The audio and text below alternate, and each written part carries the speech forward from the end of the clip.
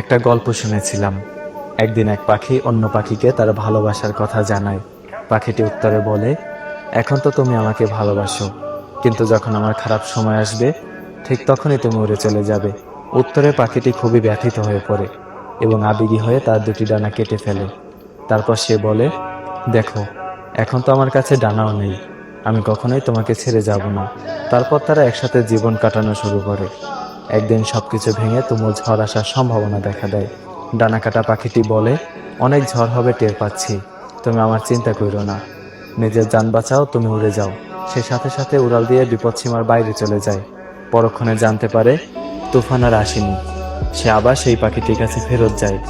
গিয়ে দেখে পাখিটি মারা গেছে, আর তার সাথে একটা চিঠি পায়। সেখানে লেখা ছিল, যদি তুমি উড়ে যাওয়ার আগে শুধু একটিবার আমাকে বলতে, আমি চলে গেলে তোমার কি হবে, তাহলে হয়তো আমি তুফান আসার আগে কখনোই মরতাম না। এই পৃথিবীতে এমন কিছু মানুষও ঠিক উড়ে যাওয়া পাখির মতো। তারা চায় তাদেরকে কেউ সবটুকু দিয়ে ভালোবাসুক, আর যখন কেউ বাসে তাকে তার বিনিময়ে দেয় এক সমুদ্র পরিমাণে বেদনা। এই মানুষগুলো ওয়াদা হিসেবে শুনতে চায়, কখনো ছেড়ে যাবে না তো, কখনো বদলে যাবে না তো, অথচ একটা সময় পর এরাই ছেড়ে চলে যায়।